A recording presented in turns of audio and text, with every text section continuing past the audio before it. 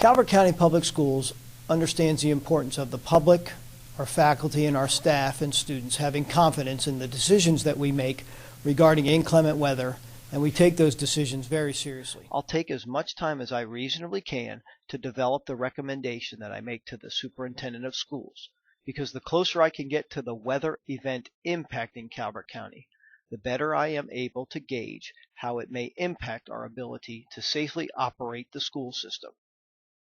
We are always going to err on the side of safety for our students and our staff. Nothing is more important than the safe transportation of our students while they are in our care. So I think we have to continue to maintain the public trust by being methodical in our data gathering process, by consistently using that data to develop our recommendation to delay schools, close schools, and release schools early. We are not making the decision from the comfort of an office space. While we do study radar, participate in briefings at the county's Emergency Operations Center from the National Weather Service, and are in contact with local weather forecasters, we also get out and drive state and county roads and school campuses. We're trying to pinpoint how, when, and where our county will be impacted by a weather system. And we also consult with the transportation staffs from surrounding school systems about the developing conditions in their communities as well. During the winter weather season, we hold briefings for the assistant superintendent, the executive director of school administration, and multiple department heads whenever there is a prediction of a weather event which could impact our community. We will monitor that event, assuming that it may impact our community and our ability to safely operate the school system. As we get closer to the time frame where we must make a decision about the school calendar, we can act in one of several ways. Rarely, it is so apparent that we are not going to be able to open the school system that we can make the decision the evening before a school day to close or delay schools. But those situations are very rare. The more difficult decision, which is also the most common decision, is when the timing of the weather system is in question or the magnitude of the weather event does not allow for making an early decision. This is the typical situation where we are actually going to get out and drive the roads to try to determine our ability to safely open Calvert County Public Schools and operate over 150 school buses on daily routes and dozens of other buses on field trips. Ordinarily, assessing the roads takes place between 2 a.m. and 4:30 a.m., and it involves 4 different department heads, 2 transportation staff members, and some volunteer contractors, all of whom are in different regions of Calvert County. Whenever I determine that we are going to have to drive the roads, there are 8 of us who engage in that activity. Myself, the supervisor of transportation and athletics, the transportation driver instructor, the transportation routing specialist, the director of school facilities and maintenance, the ground crew foreman, and 2 school bus contractors. Each of us have a specific geographical area in the county that we're responsible to drive and examine the conditions of the roadways. Specifically to the roads, we want to see if they are passable for a relatively lightweight but long rear-wheel drive commercial vehicle, which is not equipped with 4-wheel drive snow tires or snow chains. The next thing we look for is the condition of the right lane or the right shoulder. If there is ice, or if the right lane is not available for a school bus, or if the conditions on the shoulders or the roadways where bus stops are located is so poor that it is likely that a child could slip and fall when they are in the bus's danger zone, then we are not going to be able to operate the fleet on a normal schedule. Another consideration would be the ability for the bus driver to make a controlled stop. When we have children standing at bus stops and bus drivers applying brakes, the driver has to be able to make a controlled stop. A 17,000-pound school bus skidding or sliding would be unsafe and would be another reason not to operate the school bus fleet on time. We have to assess the condition of dead ends and cul-de-sacs also, because our school buses have to make turnarounds on those routes where the roads dead end, and we have to determine if those areas are passable. Then we also take into consideration that there may be 16, 17, and 18-year-old student drivers who don't have a lot of experience driving in foul weather, as well as over 1,000 school system staff members who have to drive to and from work in foul weather conditions. So the 8 of us also drive onto school campuses in our geographic areas.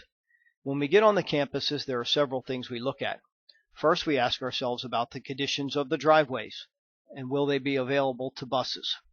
Then we look at the conditions of roadways where there's parent drop-off and pickup and where staff and student parking areas are.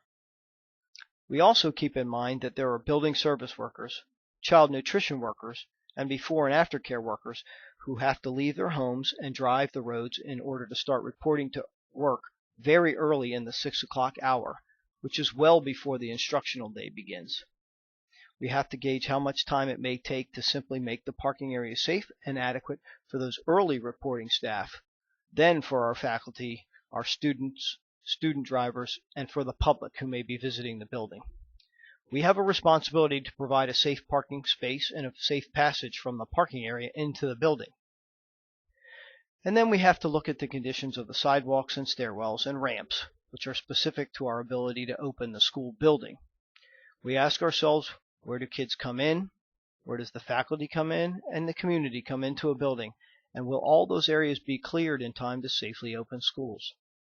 We also have to allow for time to assess and treat steps, ramps, and sidewalks to portable classrooms so that students have a clear path from the portable classroom into the main building.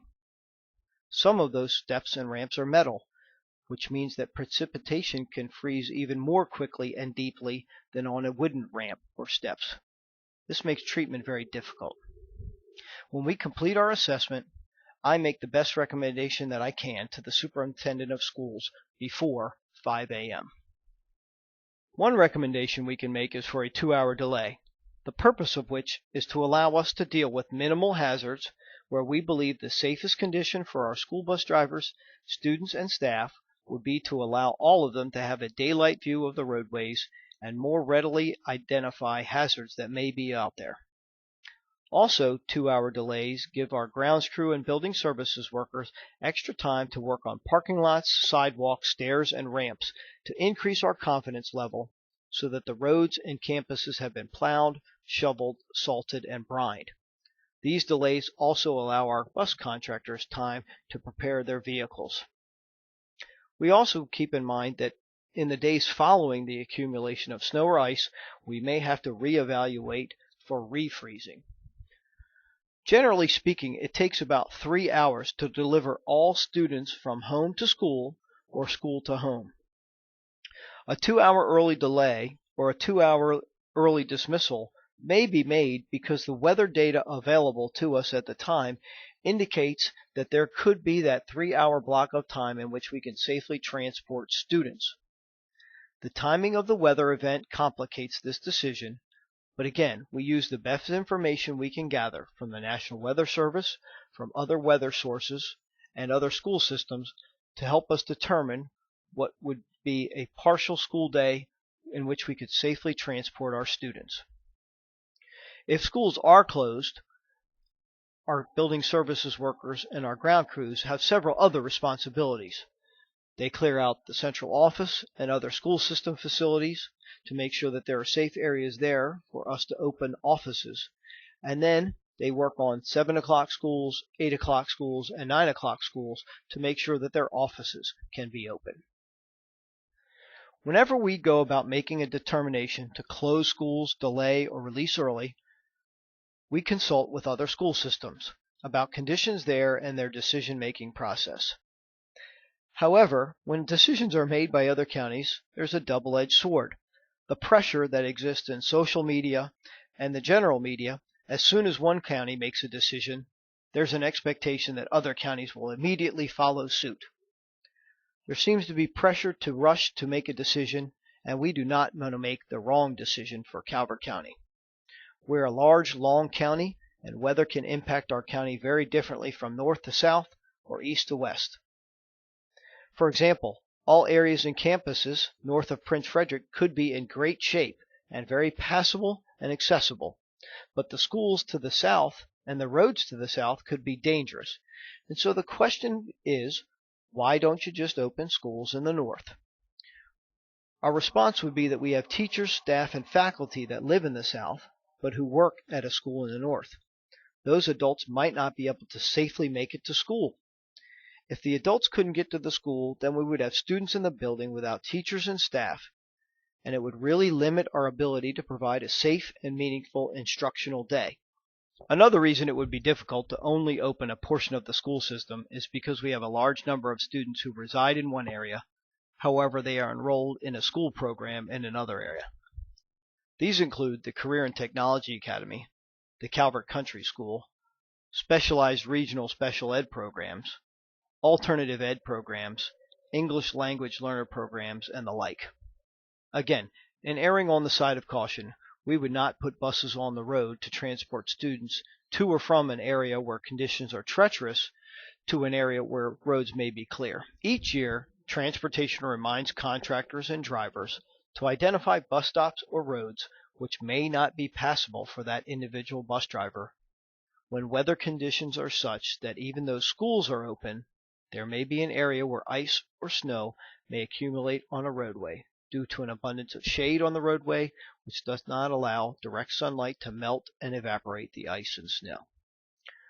Bus drivers, contractors, and transportation staff collaborate on identifying the streets and bus stops which may not be served under these conditions, and to identify the location of alternate bus stops, which are only used in instances of inclement weather.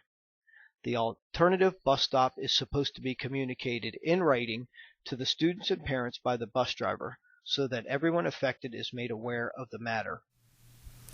It's important for the public to understand that we always make our recommendation, determination, and decision based on conditions as they have impacted the roadways and school campuses in Calvert County, but we're also working off of predictions. Our first obligation is for giving staff and students an opportunity to travel safely so that students can be in front of their teachers for 6.5 hours a day of instruction. We recognize that sometimes we may take a little bit longer than the public might like to announce a decision, but that's because we're trying to get the latest information we can to make the best decision we can for the safety of our staff and students.